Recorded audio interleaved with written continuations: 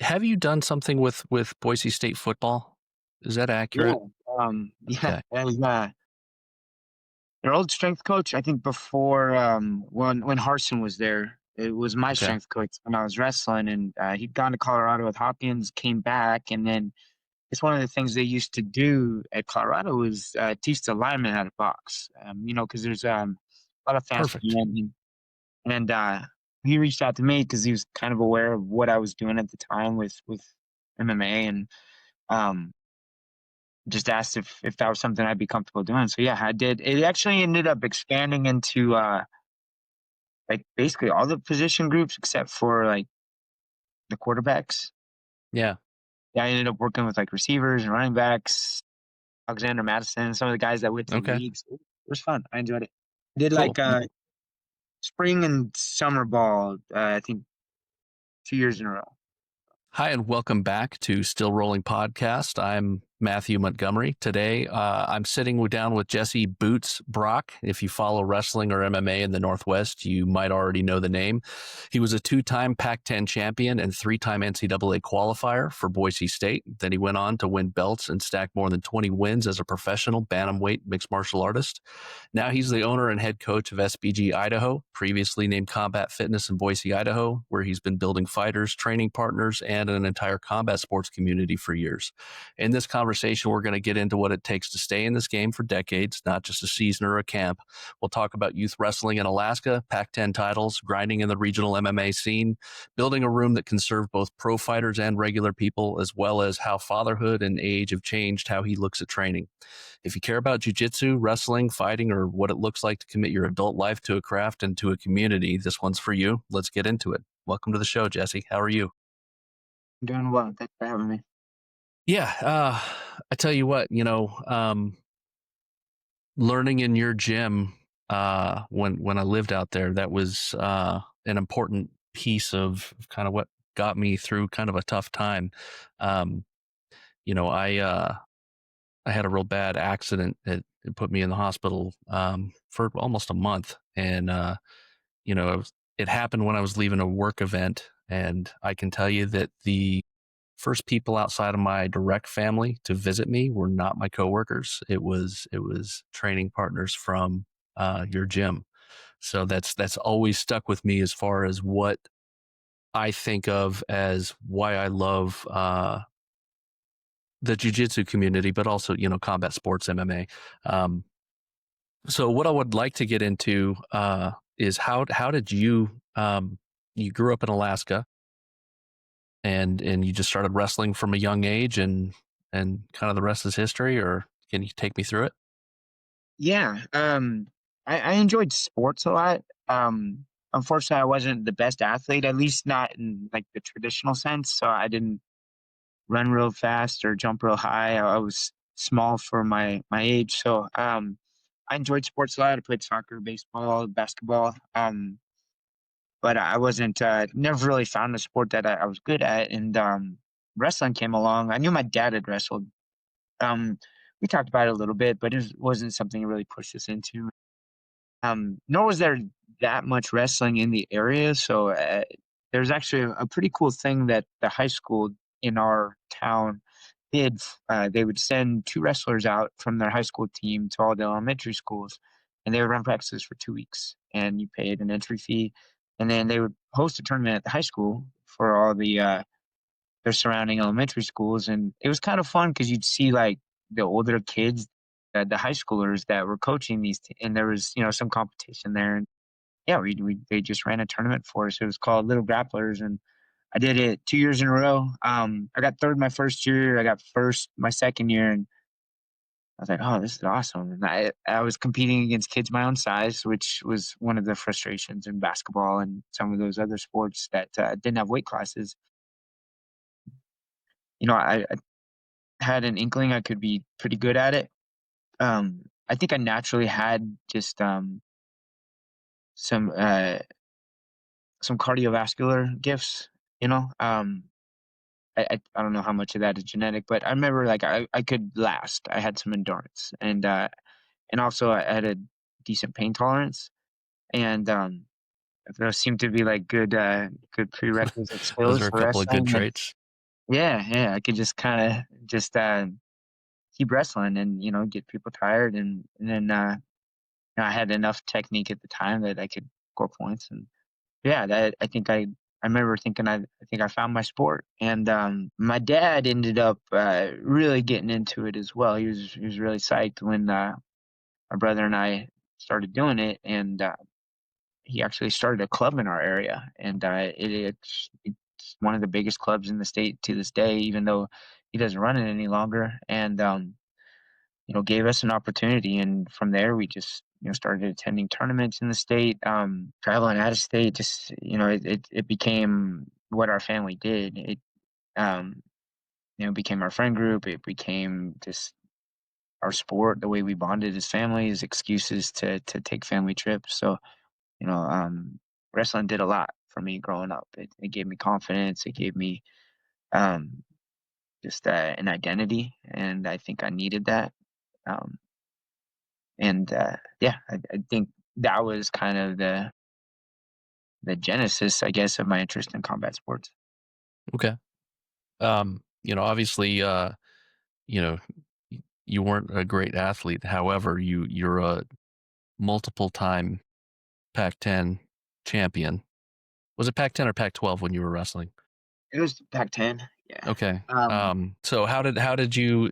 What was your recruitment like? Because I don't. I'm trying to picture. I guess it's one of those things. If you haven't been to Alaska, you don't really probably know what Alaska's even like. Um, as far as like how do high school sports are the schools big, or is it a lot of travel, or do they kind of keep it super regional? yeah, no, I think it's maybe not that different than Idaho, and obviously it's a little colder. There's maybe a bit more travel. I mean, where I was in the south central part of the state, so we were just a little north of Anchorage in Wasilla, the Matthew Valley. It's fairly populated. I competed in large school. We had 4A. It was the largest division, and then 1, 2, 3A. It might be different now, but at least when I was growing up, 1, 2, 3A were all their own divisions. So they're big school and small school. Kind of funny. I make fun of myself, or I make fun of it when people when I mention that I've lived in Idaho and they talk to me. They're like, Idaho, what's that like? Like it's the moon. I just did that with Alaska, like straight up, like hey, what's it like living on Mars? But um, but yeah. So sorry. So Yeah, no, basically, it's like anywhere else. that's a fairly normal reaction, though. I mean, we weren't like living in Yeah. igloos and riding sled dogs. It Right. Yeah. was, um, it's probably not that different from like more of the snowy parts of Idaho. Um, Yeah. it's cold, and then there was like the schools up in the central part of the state, the Fairbanks schools, and then you've got like the southeast, and then you've got all the little villages, and that generally comprises like the 1, 2, 3A division, the smaller one. But yeah, I mean, I think Alaska does really well per capita. Being a smaller state, I think they still do a really good job with the talent that they have. And I mean, you still see kids from Alaska achieving uh, big things on the national stage at like the prep level, and going on and wrestling in college. And I've um, seen a bit of that. Do you think yeah, it's just kind of the culture? As far as growing up in Alaska, it's um, do you think wrestling is kind of bigger than other sports, or is it? yeah, a lot of schools have it, and I think the one thing I generally count on in Alaska is they're going to have a basketball team and they're going to have a wrestling team, because those are the two sports you can do indoors and you bring like little equipment. I mean, most schools already have a basketball court, so they have basically what they need. Um, some schools don't have football teams because you need a field and you need more of a stadium type of facility. So, Yeah. oh, in swimming, Alaska's big on swimming because there's always a pool, and it's a great money maker for the school district. So having open swim, so like you know, basketball, wrestling, swimming are generally the sports you can count on in most Okay. Alaska schools.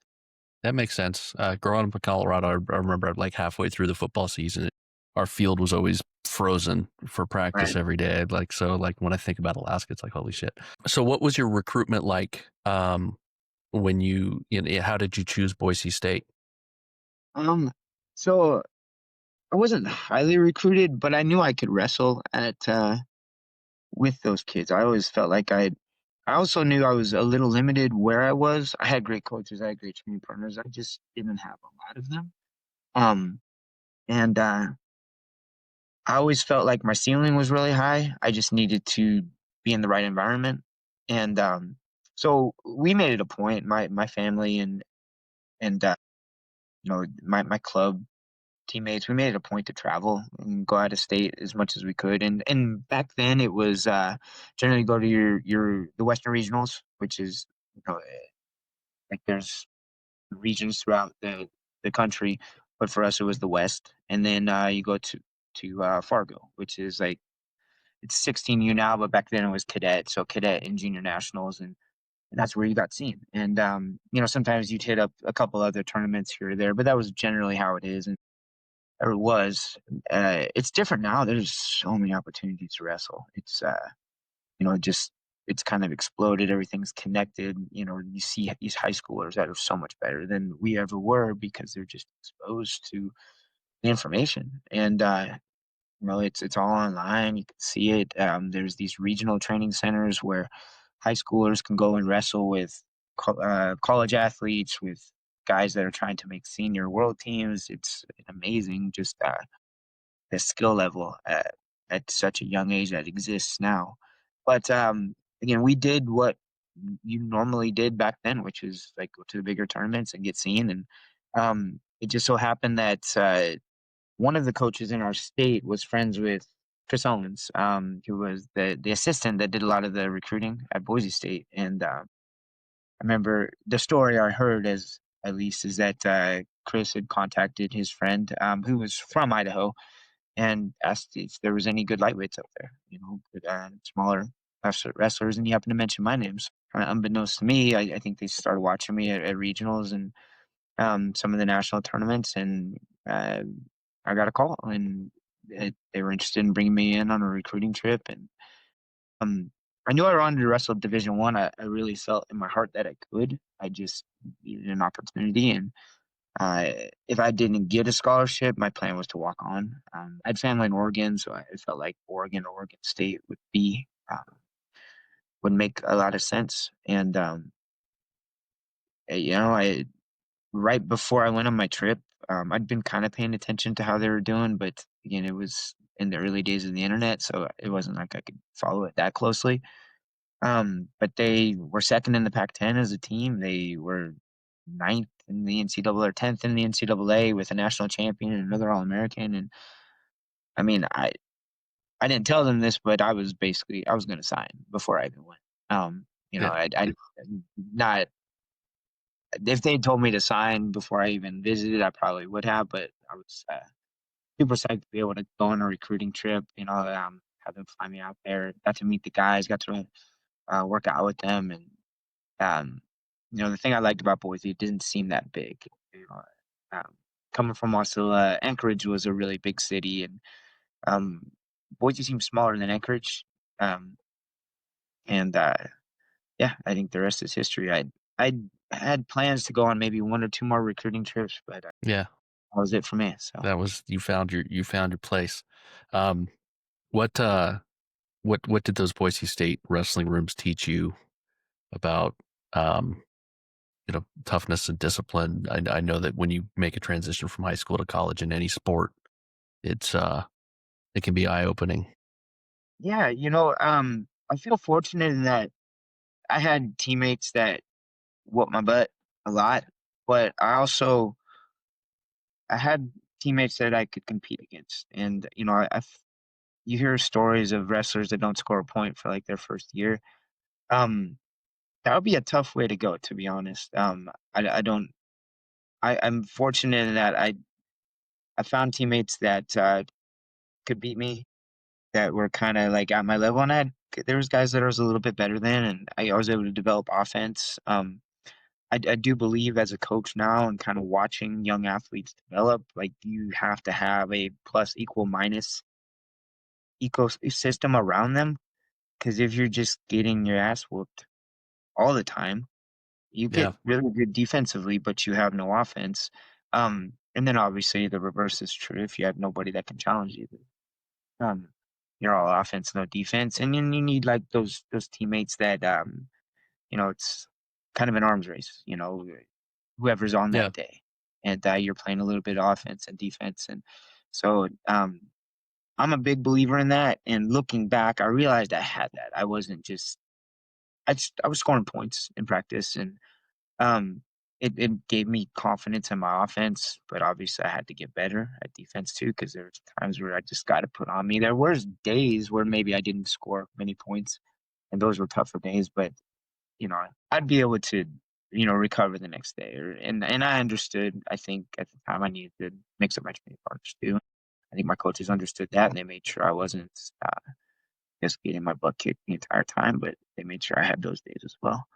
So I Yeah. learned a lot about toughness, a lot about discipline. I think the biggest thing for me is just that I gained confidence in myself. It wasn't something I naturally had. I was just kind of a shyer guy, just didn't have a lot of inner confidence. I gained a lot, especially my first year, realizing I belonged there, realizing I could start for Boise State. I could be a Division I athlete. I could um, do all the things that I wanted to do. I had the environment there to help me. I think that's the thing that stuck with me the most, especially that first year, is So did the that strong. when you kind of, I guess if you we'll call it like flipping a switch where you realize, hey, you know, I'm good and I can do this. Do you think that just kind of opened you up to just kind of grow it at an exponential level? Because from then on, you were, you know, you won a couple of conference titles and you've been to the NCAA tournament. Um, I wouldn't say it was just all systems go from that point, but I do know my first year I made a lot of gains, and I think what I always felt was proven true is that if I had the right environments, I felt like my ceiling was higher than what a lot of people thought. Like I'm doing really good things up in Alaska where, I'm limited with training partners and coaches and opportunity, but once I get that opportunity, I'm gonna make the most of it. One of the things I look back on though is my first year, I think I had the right mindset. I went up a weight class. I lifted. I just focused on getting better. I wasn't worried about winning in practice as much as I was worried about improving in practice and trying things. And I think the next year, um, I got a little worried about like winning because now I was not a red shirt any longer. I was competing for a starting job. There was a senior at the time that I really struggled to beat. He was a little bit more mature, but he's also a very good wrestler, and he and I wrestled a lot when I was a red shirt, so he got to know me pretty well.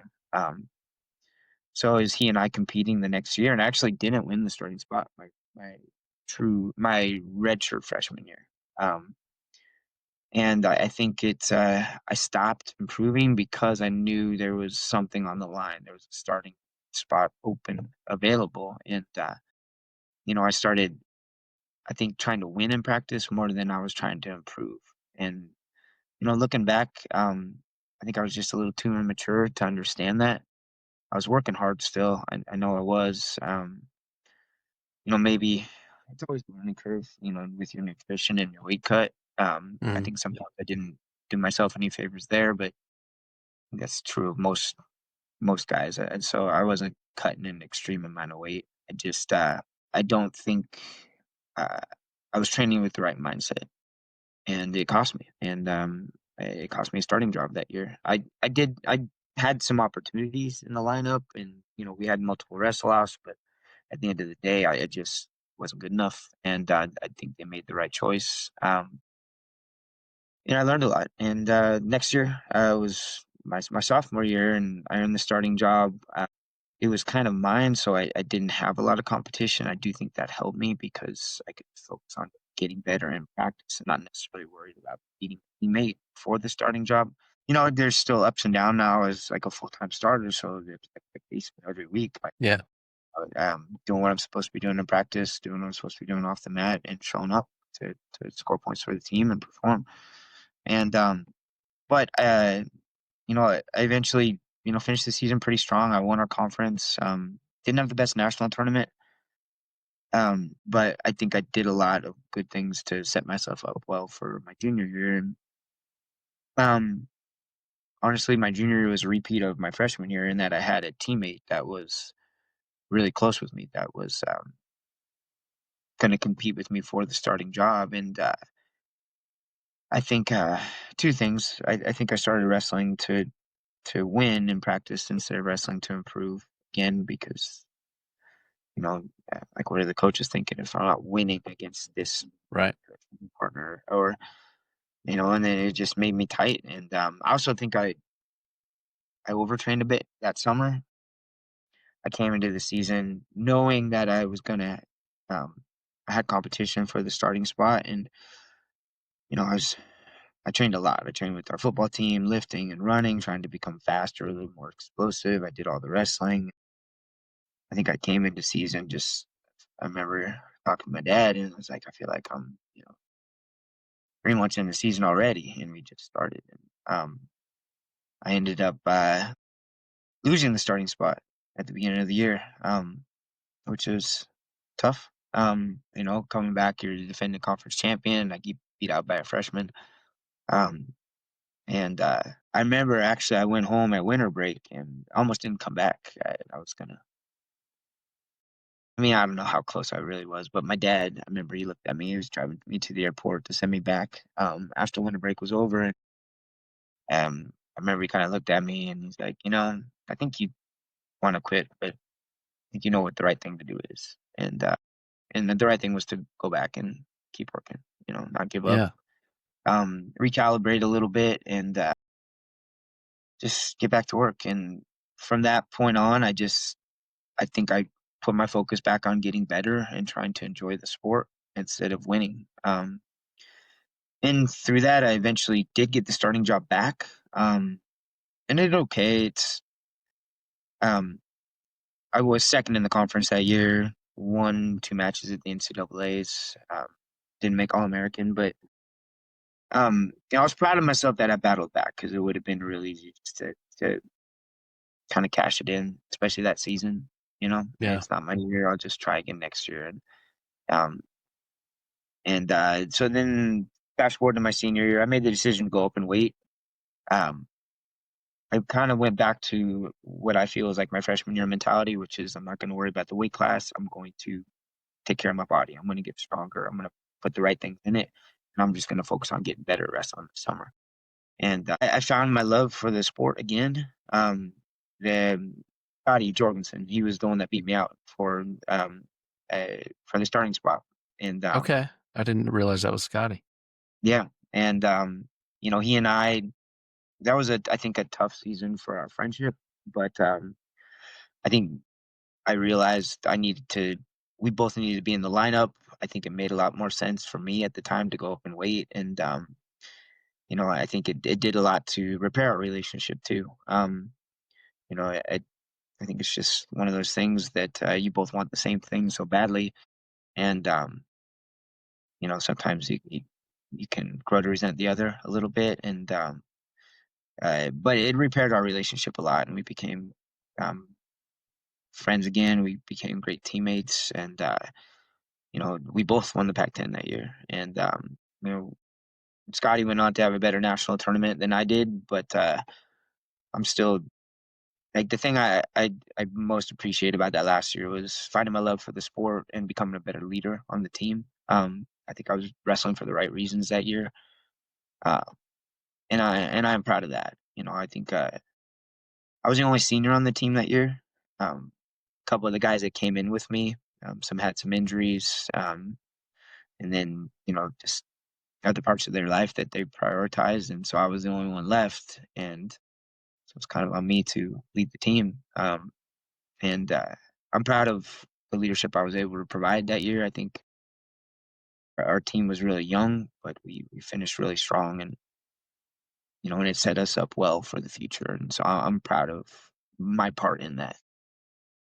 That's really cool. That's actually one of my favorite things about doing this podcast thing is I'm talking to, coaches and guys that I've known, a bit about, kind of hearing some of the backstory, and then I can see kind of like how this actually shapes, the guy that I know today. And it's pretty awesome. So after Boise State, did you continue and try to um, move towards like Olympic wrestling? And Yeah. I think finding my joy for wrestling again that last year made me think about continuing on. You hear a lot of stories about guys that don't achieve what they want to collegiately, but they just stick with it. They persevere and they keep pursuing wrestling in whatever capacity they can, and generally that means freestyle, making Olympic and world teams. And I did pursue it a bit. You know, um, Generally, what you do, at least back then, is you move to like one of the clubs, or you move to kind of a larger school with a more robust club attached to it. We had the Bronco Wrestling Club, and we had some guys that were still wrestling freestyle at the senior level, but yeah, it wasn't quite as big. And actually, at one point, I was move to the Olympic Training Center. I went and done some training there, and talked to one of the resident coaches, and thinking about making the move, living in the dorms, and just kind of really going for it. yeah, And then the coaches at Boise State, I was helping out with the college team, because it's often how it worked is you keep coaching your college team and then you wrestle freestyle. And they made me an offer to keep me around, um, and so I ended up taking it. I don't regret that decision, actually, because I think at the time wrestling was starting to uh, become something I didn't enjoy as much. Um, you know, Freestyle is a little more of a solitary effort, I feel like. okay, You have teammates around you that are doing the same thing, but it's not an entire team. At least where we were, the coaches were focused on the college athletes, as they should be, because yeah, that's their that's their primary. job. Yeah, that's their primary function. And coaching the senior athletes is, while an important part of that, not their primary. And where does mixed martial arts start entering Yeah, the so scene? I actually qualified for the world team trials my last year wrestling. Um, I did it through a regional qualifier, and then I went to the U.S. Open later, but I didn't necessarily need to qualify for the trials, and didn't have a good tournament. Actually, a really bad tournament, and I remember just deciding I was done. I just didn't want to do it anymore. We're down in Vegas. I called up my friend who lived in like Yucca Valley. He drove down and got me. Um, and we drove Yucca back, Valley, and California. yeah, Okay, and I we was went and stationed in 29 Palms, so right down the street. but we went to the Joshua Tree, and we climbed for like a week, and I just like didn't think about wrestling. And I got back to Boise. I remember I had a packet from USA Wrestling just detailing what the trials process would be like and what to expect, and I think I just threw it in the garbage. I was just tired of it. I wasn't enjoying it, and so yeah, I remember just I was working and lifting for a month or so after that, and then Scotty, who had just finished up his senior year, was still in the area and told me he had a fight coming up, and I knew he had wanted to do mixed martial arts. He wanted to fight. At one point, it was something he talked about often. Um, and he found, it's a local group to train with, and I at that time wasn't really aware of what he had going on, but invited me to come and train. He's like, "Hey, I need somebody about my size. I know, you're gonna scrap and push me however you can. Come on in." And so I actually went with my brother, who'd been once or twice with him, and it's kind of funny. So Scotty was in the ring, hitting pads with Nate Pettit was his name, who's actually over at Extreme Couture now. And then so Nate, right before he got going with Scotty, handed, I think, my brother a set of focus mitts and me a set of boxing gloves. And showed us how to hit a jab cross, and we just did that for however long, and then we switched. Same, I just exchanged gloves and pads, and then did the same thing. And then we went into another room, and then like three of us, Scotty, my brother, myself, all smart. And like he was wearing boxing gloves. One of us had like bag gloves on, and another pair like, and the other person had like MMA gloves. It was chaos, but it was fun. And Yeah. I remember like just even then, it's like, how do I throw punches and wrestle at the same time? Like, how do I do that? And I remember just kind of thinking, I understood how jiu-jitsu fit into all of that. But yeah, I remember I enjoyed it, got a great workout, and just I just went back. And Scotty had his first fight, and actually his second fight up in Alaska. I went and did a wrestling camp up there, and he got a fight schedule, and actually was able to corner him. And I think I made up my mind at that point I was gonna fight at least once. Um, Yeah. More so just for the story, kind of a bucket list thing. And so I did, and I lost my first fight. It really sucked. And I was like, well, I can't just fight and lose. I have to get a Right. win. You got to get your hand raised once. All right, I fought again. I won. I was like, well, I want to get a finish because I went to a decision. I just kind of took the guy down a bunch, and then I was able to get a finish in my third fight. Then I lost again because I kept going. So I was like 2-2, and like, I don't want to be 500. There's always a reason to kind of keep going. And uh, yeah, next thing you know, like we started a gym, and 80 So fights into what it. year was it that you guys started the gym? Well, we started training in 2006, and we started Okay. the gym in 2007. So Okay. not too long after that. Looking back, I think I started training in June, and by December I had 7 fights, like Okay. 5 or something. It was a lot of fights. And looking back, also that wasn't.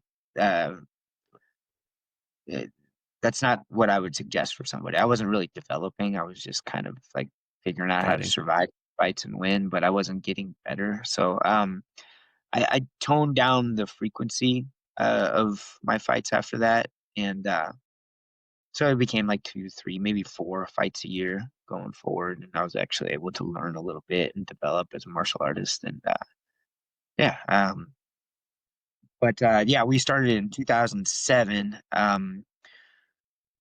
We started at the Gold's Gym, which is where that first program was Nate. They ended up closing it. We moved to the Boise State wrestling room briefly until the administration got wind of it. And then we're here at a promoter's warehouse. And I think Scotty and I both realized that we needed something a little more consistent. Yeah. Is not knowing if the doors are going to be open wasn't the best way to structure your training. So we had some friends that did some commercial real estate that we hooked up with, and the four of us started an LLC, and we ended up finding a little spot in Garden City. Just Okay. it's right off the connector there, and yeah, so we opened that in 2007, I believe it was June. And was it We were all in that. three? It was you, Jorgensen, and Scott. Was Scott Tomets with you No, guys at this so point? it comes in later. Okay. Yeah, it was myself, Scotty. It was a guy named Rob Dickinson, who's still a partner there, and another teammate of ours, Justin Sarnowski, um, who's no longer an owner, but he was kind of one of the founding members. So Scotty and I were kind of the ones running the place, and doing a lot of the day to day. And Rob and Justin helped out on the business side of things, and not that they didn't help out um, at the facility either, but it was Scott and I were there training every day. And so gosh, it was 2010. So we opened 2007, just kept it going until 2010, and then Tomans actually just walked into the gym one day, and we knew him from wrestling. Apparently, he joined the military, started fighting. He was stationed up Yeah. in Alaska, and I had I think 5 or 6 fights at that point, and I retired from the military, came back home to Boise, and just happened to walk into our gym. And um, we'd been talking about trying to move to a bigger spot. At that point, we were really limited with our location, with the amount of parking we had. Um, and it kind of took Scott just inquiring and, you know, eh, just being willing to buy in. And uh, that that kind of became the jump off point for seeking out a new building, which is the one we're at now. And the gym definitely started to grow at that point. We were Hmm. more visible. We could do more. The facility was bigger, and um, so then so Scott came on board then, and then there was five of us. And yeah, we've been operating out of that place ever since. Expanded in 2020 after COVID, so we've got a really big facility. Just it's an awesome Yeah. gym, awesome group of people. Yeah. I mean, it was awesome I think I started training there in like 2012.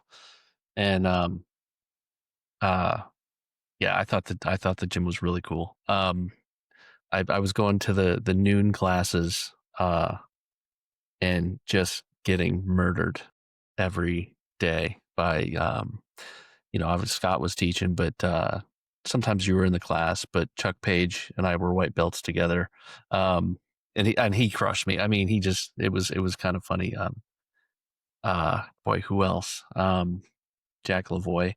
But you also had, you had guys, you had Miles Hunzinger come through. You had, I remember one of my favorite jujitsu stories is, it was kind of a small class. It was a Wednesday, and this girl comes in. I've never seen her before in my life, and she's got a white belt on. She looks like she's probably 15 years old and maybe 100 pounds, and I'm 270 pounds. So I wasn't training with her, except we ended up doing kind of a wagon wheel where we ended up training with everybody in the class, kind of rotating around. So I get over to this girl and um, starting her guard. She immediately throws me into an armbar. And I'm like, oh, okay. All right. Let's watch that. And I'm a white belt too, by the way. And so we start again, and boom, she puts me into a triangle. I was like, okay, how long have you been training? She said about 10 years. I said, oh, well, how old are you? Because you look like you're 15. She goes, no, I'm 22. I said, okay, but you're not a white belt. And she goes, no, I forgot my belt today. It was Shino Van Hoos. And yeah, I had no idea. She was fighting in Invicta. Yeah, she was totally legit. And but I was like, who is this little girl that's making me look silly? So it's one of my favorite anecdotes when I talk about if you have good technique, you're gonna be able to handle bigger dudes. But yeah, I enjoyed those days. I enjoy last year I was able to come and visit you and see what it's become, and it's such a cool gym. What actually, let me go back to your mixed martial arts. You fought Mighty Mouse at one point, didn't you? Yeah, that's Yeah. that one didn't go so good. You know what? That's I don't actually think anybody had a good night against him for a very long time. yeah, definitely not coming up on the regional scene. Yeah, I think at the time Scotty was fighting in the WC, and that was kind of my goal. I hadn't really had, I think, any like standout victory and I wasn't the loudest person either, the brashest personality. So I definitely had to work a little bit harder to be noticed, I feel. But I heard that the WC was looking at DJ, so I was like, well, I guess that's who I got to fight and beat and get noticed. And, unfortunately, didn't happen. He had a really good night. Um, I'm on his highlight reel forever. Unfortunately, that's usually when people look me up. That's the first That's kind what of they statement. find. Yeah, hey, Okay. fight Diesel. Yeah. Yep, that was me. Yeah. Just watching his career unfold, and I don't have nearly the same. No shame in that. I'm Sure. glad I had the opportunity to fight him. Got to share the cage with a legend, and it's I have those little brushes with greatness, and it definitely changes you. It definitely was an important moment in my career too. I Hmm. realized there's a lot of things that I needed to improve on, mainly my movement. To move in a way that allowed me to combine the different skills. I think at the time, most of my striking was very traditional Muay Thai with the coach we had at the time. Um, it definitely made it harder to blend a lot of my wrestling with the way I was striking. So it was, I was either in striking mode or wrestling mode, and I wasn't doing a great job of blending those things. So from that day forward, I started to change it. And, I think if you watch my fight since then, you could see me moving a lot more. I had my level changes, putting myself in and out of range, depending on what I was trying to do. It's just like it made me improve a lot, and so I am thankful for that fight. So on the jiu-jitsu side of things, when I was there, Scott was a brown belt. Combat Fitness had no black belts. Um, what made you guys decide, or did you said we got to get a black belt in here? I mean, obviously Scott went and got his black belt and came back, and he was the black belt. And he'd been a brown belt for like 10 years. Is kind of the legend. Yeah, Um, he was actually a purple belt when he came back from Alaska. So we ended up joining up with Alliance, which was kind of the bigger, more well-known brand mhm. here. We stayed on with them for a few years. Scott got his brown belt from Mitch Coates, who was heading up Alliance, and just didn't quite work out long term. I think just in terms of the business, it was really difficult because if somebody wants to rank up, what school are they going to? And we ended up just parting ways. It just didn't make a lot of business sense. So we did have a brown belt at the time. Most of us were purples, and that's when we found SBG. Obviously, I think it was less about having a black belt and more just having a team that could provide the knowledge and the structure for us to continue to develop as martial artists. Uh, find a lineage to be a part of. And, uh, so that's where SBG came in. I remember Scott at the time had some Matt's old DVDs. I remember he was playing them at the gym one day, and I remember watching him for a little bit. I thought it was pretty interesting. I thought Matt in particular was very articulate and uh, explained things very well. But that was kind of that. And then they actually came to the local jiu-jitsu tournament, Northwest Submission Challenge. I remember seeing a Straight Blast Gym Band, and I didn't put the two together necessarily. Matt's DVDs and in the band, it was Travis, who's the vice president, came down from Montana and brought his whole crew. Actually went against one of his guys. I was, I think, a blue belt at the time, and uh, I didn't lose many jiu-jitsu matches then, but Dakota put me in his guard, and I just couldn't pass it. I couldn't break it. I didn't get submitted. I think he won by an advantage, attacking me from inside the closed guard, and I remember being really, really That's pissed off. wild. Like, Yeah, like when I think about Jesse Brock struggling to pass a guard and those kinds of things, with yeah, your background.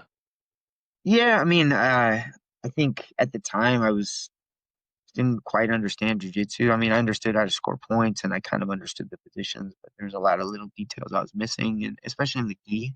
Yeah, And then you get somebody that's really good at breaking posture and attacking from the closed guard and not understanding those little details.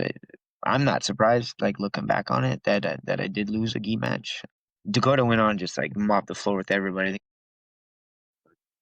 I came back and got third, and so I think the two of us were the best guys in the division. I ended up talking to his coach Travis afterwards, and we chatted a bit. And he said some nice things to me. I remember we talked about the match a little bit, and he gave me some advice. And um, so I think fast forward a few years later, and that's when Conor McGregor made his debut. And I remember yeah, watching him. I was like, oh, that's that team that came in. Like I just didn't yeah. understand. This is Ireland, and they were Montana. Like I don't quite understand it Right. all.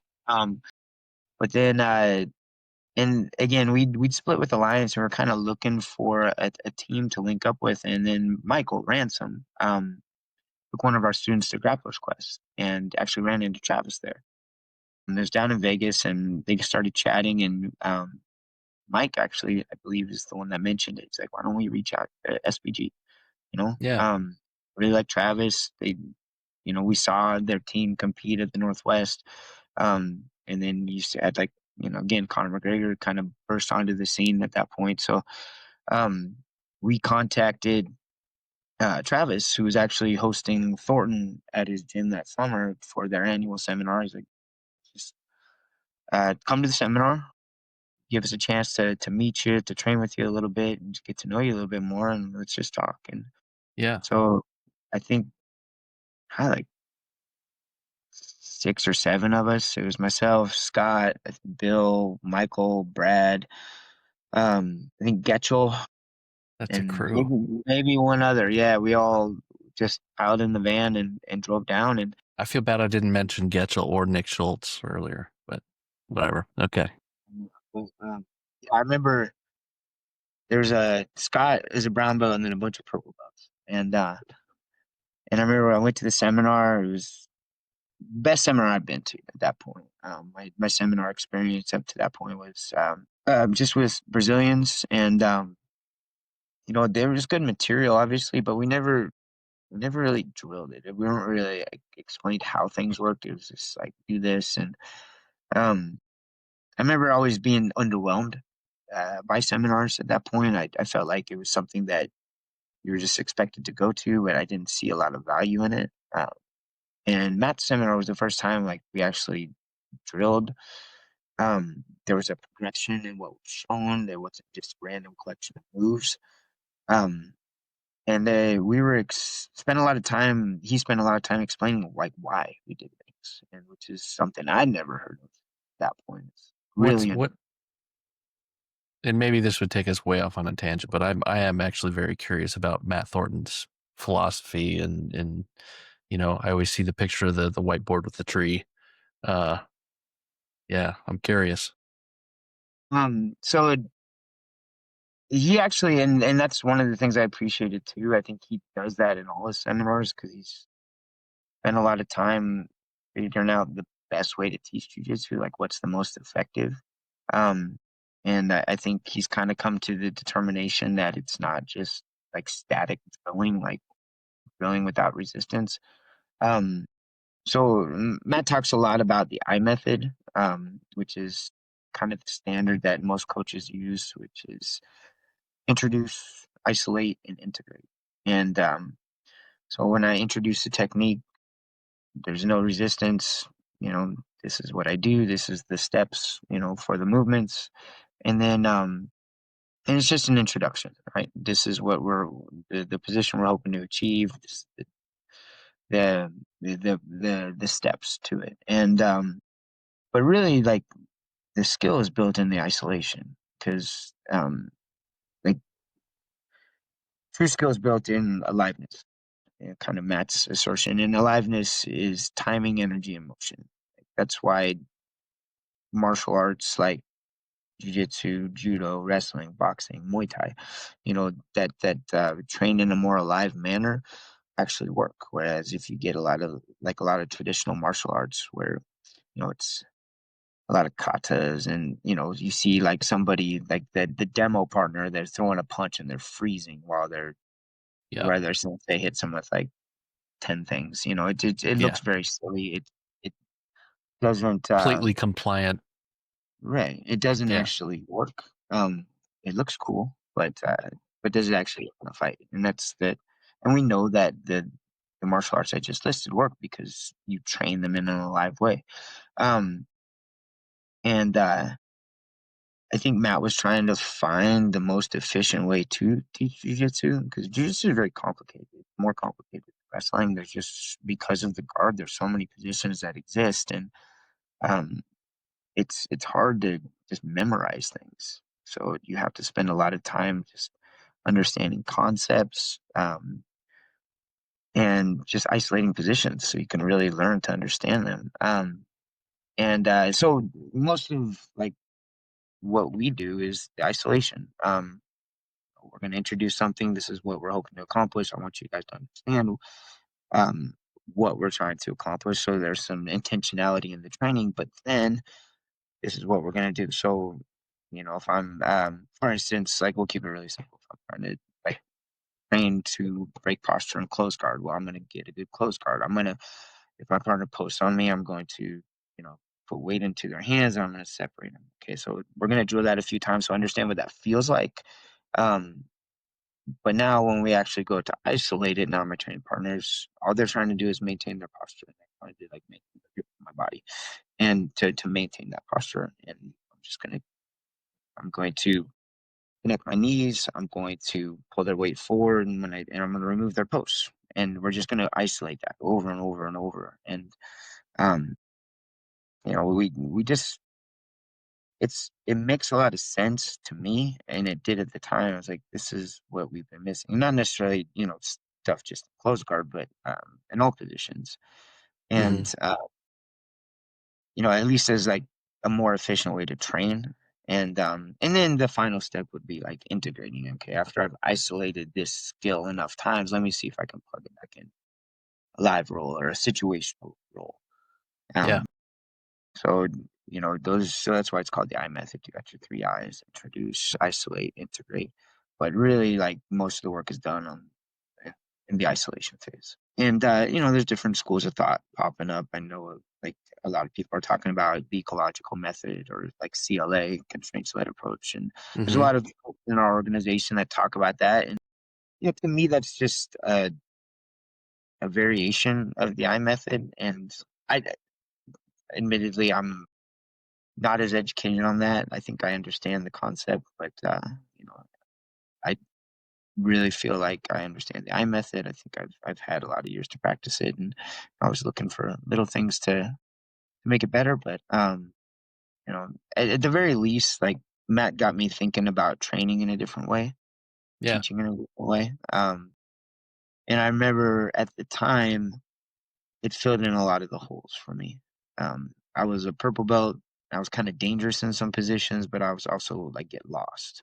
Um, if a sequence that I liked was interrupted, I would have to scramble and eventually get back to a position I was comfortable with. Um, when we started training that way, I feel like a lot of holes got filled in, and I was able to create more because I was more focused on just like simple concepts instead of movement. Yeah. Yeah. When I dropped in, Paul Sharp taught one of the classes I was dropping in, and it was a very constraints kind of class. Yeah, and those are different. Again, I'm definitely more of a newbie when it comes to understanding that, but I mean, it does make sense. I think just how you actually put it into practice takes um, takes some experience as a coach. Yeah. Well, I mean, number one, you're a solid coach, and you've been coaching multiple different disciplines. It's not just jujitsu for you. Um, the amount of knowledge that you've got packed away in that skull of yours is it's wild.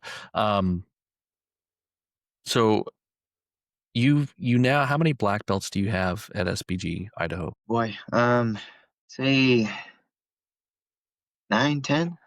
Okay. Um, Probably more than that. I'd sit down and count them all out. But the cool thing to me is just how many are homegrown, like white through black, and top of my head, I could think of like at least 4 or 5 that were that started with us as white belts, and now are have their black belt. I think it's pretty awesome, and we got some brown belts on deck too that are going to be adding to that list. So That's um, exciting. yeah, yeah. I mean, yeah, it's definitely makes you feel old, when you think back on it. See Sure. pictures. Wow, been here a while. You have a big group of black belts now, and you've imported some, but plenty have been organic. And I guess maybe a couple of them, like Brad Bentley. I don't know if he was a white belt with you or not. But obviously he's gotten to his black belt. I know Nick Schultz and I were white belts together at one point. You have so many guys that have gone on to either kind of dominate the local MMA scene, um, for the most part. You've had some that have gone on to, obviously in-house people that, you're a Bellator veteran, Scott's a Bellator veteran, Veda, Bellator. Ricky was in the Tough House. you've had all these guys, but you also have a ton of regular students. How do you balance training these high level guys and girls while also being in a an inviting place where you can bring um, hobbyists in and have them train? Yeah. I think understanding that your window to fight, at least the thing I try to help guys understand is your window to actually be a competitive athlete is relatively small. If you do the right things, take care of your body, you can have a longer career. But um, I think the true value is like learning to be a martial artist, and because that's you're going to be a martial artist long after you're a fighter. Your days as a fighter are over. Um, and that's what's gonna keep you on the mat. That's what's gonna keep you connected to your gym, your community. That's what's gonna allow you to give back and help the younger athletes, the martial artists that want to compete, that want to fight, and have that as a part of their martial arts journey. And this had to be explained to me, and it made a lot of sense. It was actually Rory Singer that said it. He fought in the UFC a handful of times, and he's like, because your window can end quickly, and for most of us, it doesn't end the way we want it to. Me, it ended up with me looking up at my brother standing over me in the cage and wondering what happened. I realized kind of my days as a competitive fighter were over. Um, at least to the level I wanted to be at, but we had our gym, and I realized I was a martial artist, and that meant staying in the gym and helping the next generation continuing to grow. Um, and as a martial artist, that's just because I'm not fighting doesn't mean I'm not going to be training. I'm not going to be improving myself, and um, and bringing value to this place that's going to help so many others. Yeah, So, I try to help the guys understand that too. That's why they're expected to participate in the foundations classes when they arrive, because those skills are still necessary. Where you choose to apply those skills can change for everybody, but we're all still going to need to learn the same things. And so that's why we make our fighters. They go through the foundations program like anybody else, and I think that's where they kind of understand that they're martial artists first, they're part of this community first, and uh, they're a fighter second. and foundations, is that like a you kind of have like a set of you know um, you know are they self defense based? Is it more combatives, or is it um, Yeah, I think, I mean, everything, especially jiu-jitsu, we're going to teach the art first, which is it's a self-defense art. And the sport of jiu-jitsu is a different thing. Um, so I would hate for somebody to walk out of our gym um, having trained jujitsu and not be able to use jujitsu in a fight, understand how to apply it in a self-defense situation to survive a fight, to win a fight. Like that would be embarrassing. So we always want them to understand the art of jiu-jitsu, and and then if they choose to compete in the sport down the road, then they have that opportunity, and they'll be given the necessary training environment to excel. Um, but, the fighters aren't treated much different. In fact, they need to know these things more than the average person if they wanna fight. Um, but again, it connects them more to this community. Um, and then as they progress and they start to compete, then they'll have, their competition team that they'll be a big part of, and that's the path that they're gonna go on. But everybody's gonna start in the same spot, because we're all part of the same team. We just choose to go different places with the things we're learning. Well, I guess to answer your question, I think that's probably the answer to it. Is that's how we handle it. Is like you, sure? I know what your goals are when you come in here. We always meet with students, and knowing that helps us to guide them and give them the feedback that they need to accomplish those goals. But uh, you're still part of the team. We all start in the same place. Yeah. Now, you guys have an Ironman system now when you're with your promotions. And how does it work? You have everybody comes in, and if you're getting promoted, you go Yeah, around with everybody. yeah. So, I mean, we get as many people to show up as possible. It's understood if you're a part of the jiu-jitsu team that you should be there because the more people that are there to participate, the more memorable it is for that student. And, you know, Mm-hmm. you hope that, that's reciprocated when it's your turn. So, yeah, every person that's getting promoted is out in the middle. Every person that is there to participate stands on the wall, and then they come out and they roll with each person. Tell every person that's getting promoted is rolled with every single person that's there in attendance. We start at white belt, move up to black, and then the way we generally do it because we've got more than one jujitsu coach, but usually our head coach or maybe if there's a particular coach that they spend a lot of time with, we'll roll with them last, and they'll take their old belt off and tie their new one on while holding it down, and usually it ends with a submission. It's a lot of fun, actually. Yeah. The first time witnessing it was when we went to that Matt seminar up in Kalispell, and the last part of the seminar was actually an Ironman for one of Travis's brown belts, and I'd never seen anything like that up till then. Yeah. My my experience with promotions was you just kind of handed the belt. Oftentimes, the coach would say something, say a few words about him, and that was more or less it. I've seen some online that were just like technique demonstrations, but this is the first time I really just saw everybody roll with the person, and to me, that was a far more accurate representation of skill. Mm-hmm. You know, like you don't have to know a million moves to be a blue belt, purple belt. Um, Yeah. I'm a black belt, and there's probably blue belts that know more techniques than me, but that doesn't mean like they have a black belt level of skill in applying them. And so to me, it was a really accurate representation of skill, and also like it was cool. It was a celebration. The people that are there are just like happy for that person, and you're celebrating your promotion in jujitsu by doing jujitsu. Yeah. Um, and you're not whipping person or seeing people like get choked on. I don't know, just the stuff that Yeah. like There's all kinds of stuff. yeah, this one to me made a lot of sense, and it's not a test necessarily, it's a celebration, but I've always kind of felt like it is. It's kind of like your last validation because when you're rolling with every single person and you're approaching 2 hours, all your strength, all your speed is gone. All your attributes are just not there. So you're left with your jujitsu, your Yeah. technique. And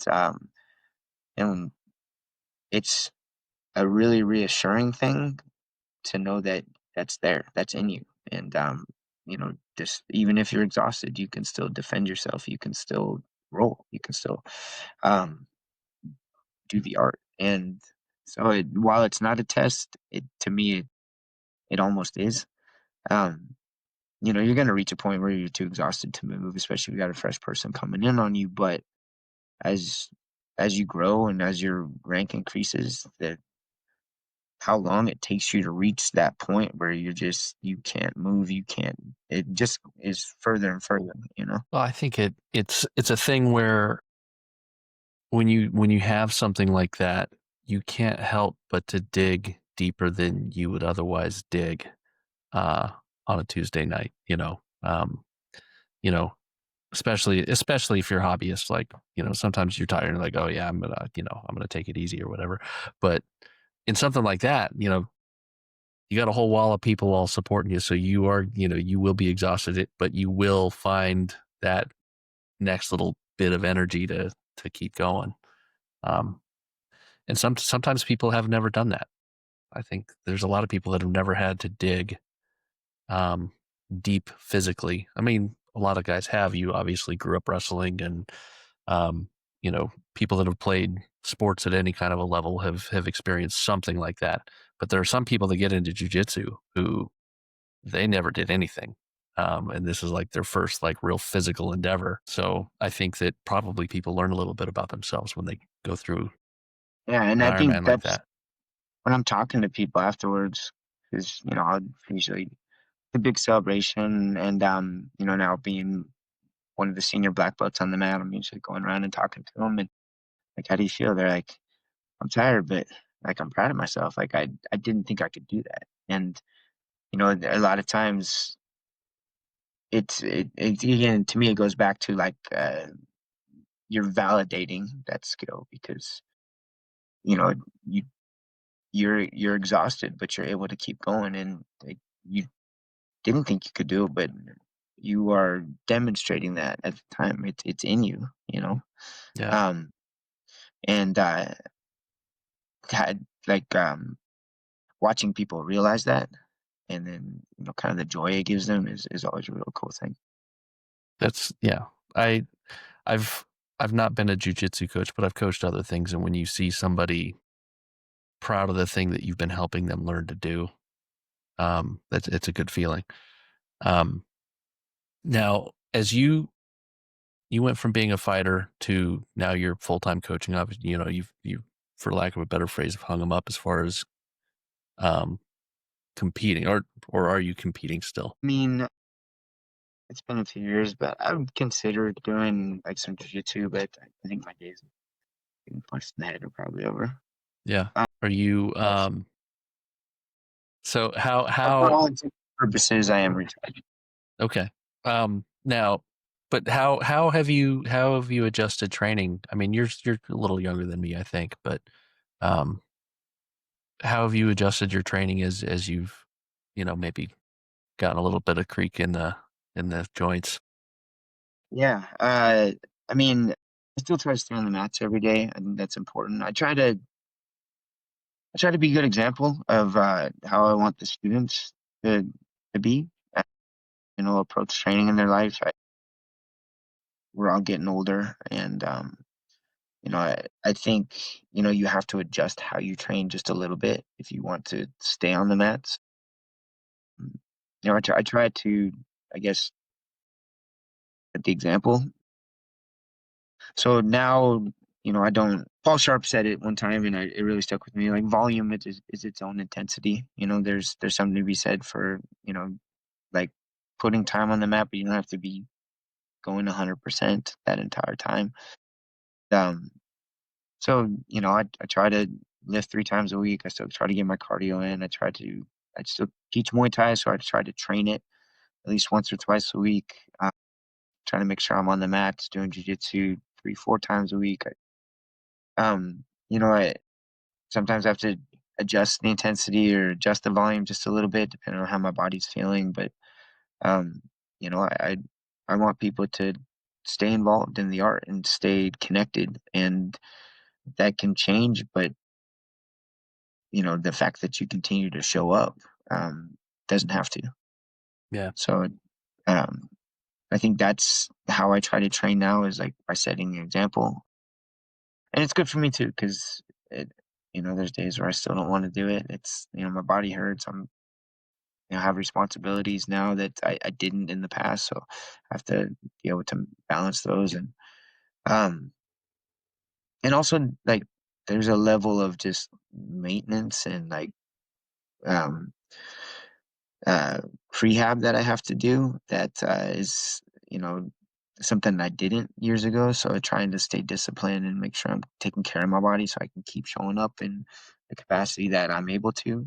Uh, and I think that's something as a younger man I just kind of neglected. I just like wake up and everything would hurt, and you just kind of shake it off and keep going. Yeah. It's a little harder to do as I age. So trying to do all the things that I need to make sure my body's taken care of. Yeah. That I mean, yeah. You're preaching to the choir. I'm working with this neck injury that I'm like, well, do I go and just still kind of move, or do I take a week off? I don't know what to do. Now, if you have somebody that's kind of feeling like, we'll call it the blue belt blues, and they're talking about maybe quitting, What do you say to them? I try to, if I know, I'll remind them, but if I don't, I'll ask them like, why did you, you know, why did you start doing this? Um, because progression isn't linear. It goes up and it goes down, and it has its peaks and valleys. So, um, I think it's important to remind yourself like why you started this. I know it's a question I have to ask myself often too. Um, and I started this because I didn't know if I could fight. That was, and then, and I'd still sometimes wonder, if I can still fight. And Zero doubts. yeah, I appreciate that. But it's but then more recently, it's like I want to like help people, and I think sometimes the best way I can help them is just by like setting the example, and so that's the thing I always have to remind myself of, Yeah. now, and so I try to just do that for others. Like, why did we start?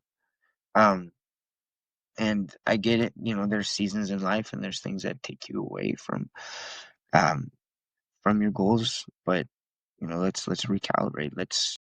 You've got school. Okay, well, let's find that one day a week you can still come, and you can still come, and you can be present, and you can still work towards your goal.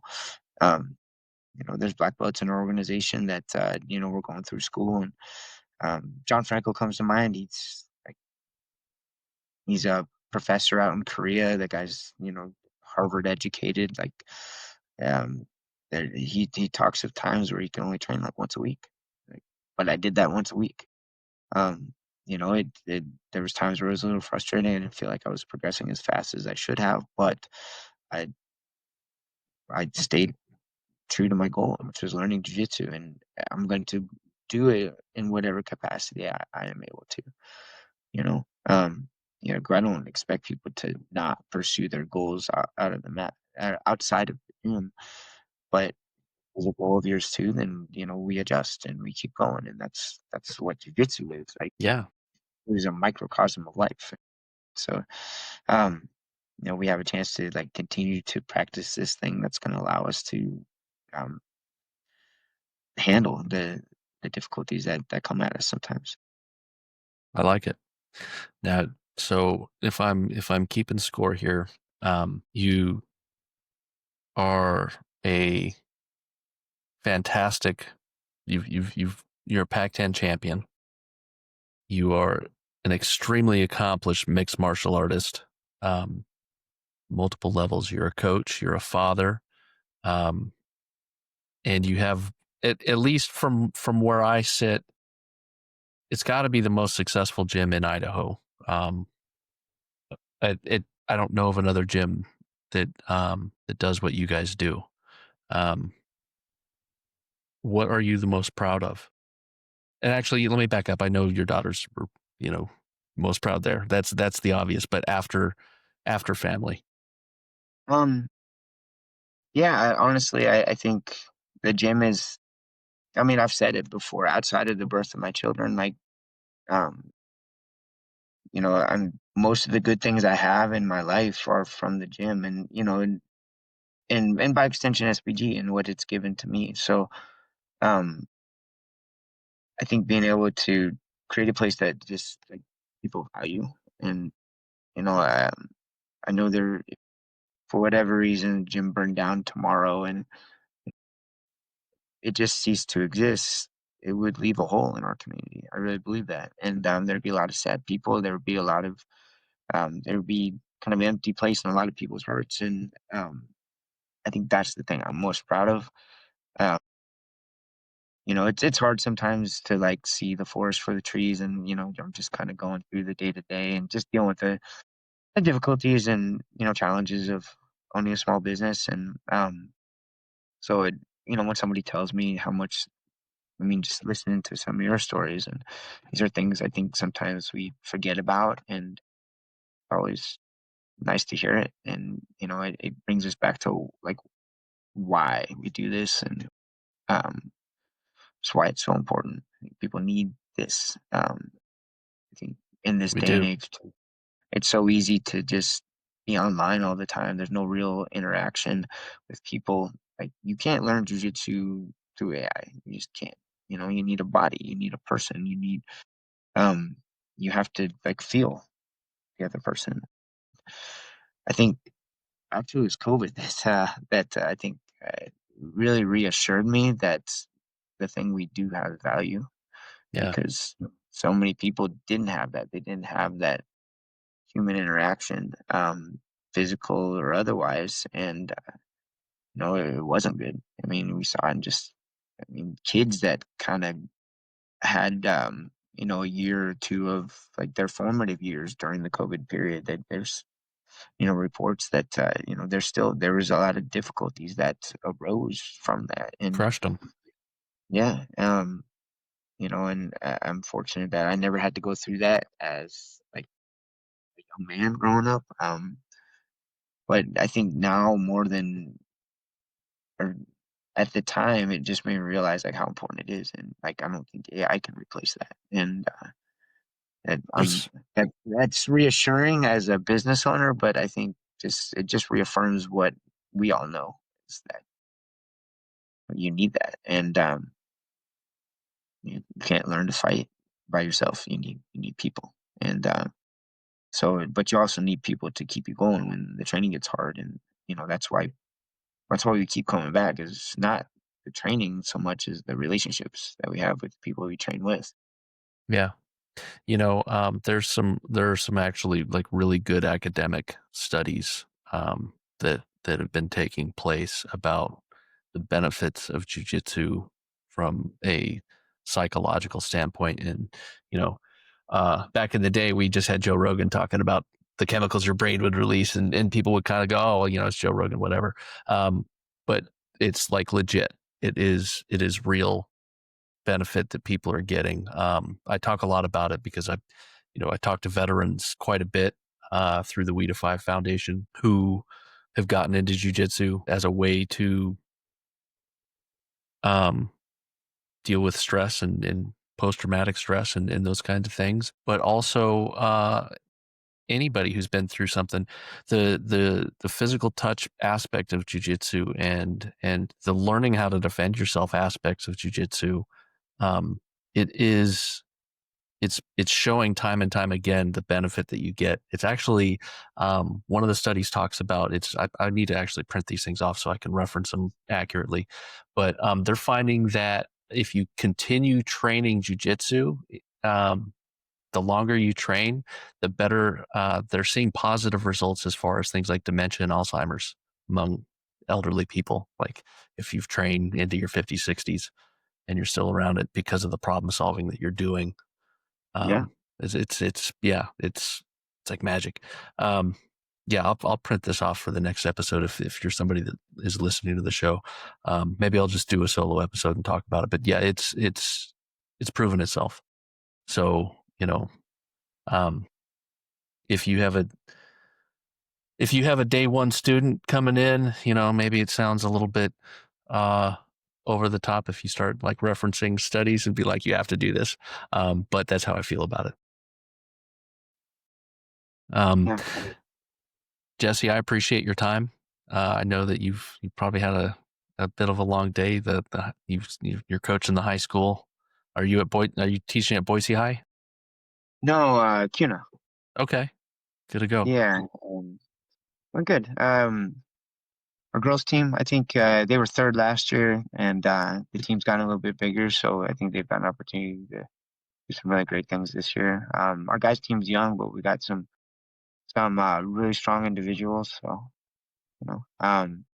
we got actually our coach is retiring this year. Well, sorry, not he's actually retiring next year, but he's kind of passing the torch this year. He's going to stick around. He's going to help. But we got one of our old wrestlers, one of the guys I helped coach when I first came on to CUNA. He's going to be taking over as our head coach. So trying to rebuild the program, get it back to its former glory. And yeah, I always really enjoyed just staying connected to wrestling because it's a sport that did so much good for me. Yeah, Um, and kind of the cool thing now is that uh, a lot of the kids come to my gym. It wasn't something I talked about a lot. I don't know why. I just like I, I kind of wanted to keep them separate, but I just think there's so much information out there now. People see jiu-jitsu, they see MMA, they see all the different striking arts, and um, I think wrestling's a nice kind of gateway drug into all that. And Yeah. I think a lot of kids don't know where to start, so they see me, somebody that's in their world that can help them make that transition into like martial arts and jiu-jitsu, MMA, that kind of thing. And so I've really kind of enjoyed that. I think a lot of younger kids see me as somebody that can help them. They see this the success of our gym, the longevity that we've had in the area, um, and I think it's like reassuring to them that we can make sure that they're taken care of if that's something they want to do. So Yeah. I'm kind of embracing that recently, whereas before I don't know, I wanted to keep like my wrestling life separate from everything else. Not I think not it's a sure why. natural fit. And as far as coaching youth, I mean, you're a fantastic coach. That was one of my trial classes. I brought my son in, and you were teaching the kids class. I think it was a pancake sweep, and I watched you Yeah. work with my son, and I was like, "That's okay. That's a good coach." It was very basic, but it was good. Um, yeah. Thanks for being a good coach, and thanks for giving it back to the next generation. We'll wrap up here, but Jesse, someday I hope to have you back on, and we can maybe get into the weeds a little bit. Um, where can we find you online as far as gym address, any social media? I have just a Facebook page, and then I'm only on Instagram through the gym, so just SBG Idaho. And Actually, I have a friend that started an Instagram for me. It's not really me. If you message it, she will let me know, but it kind of started out as a little bit of a joke.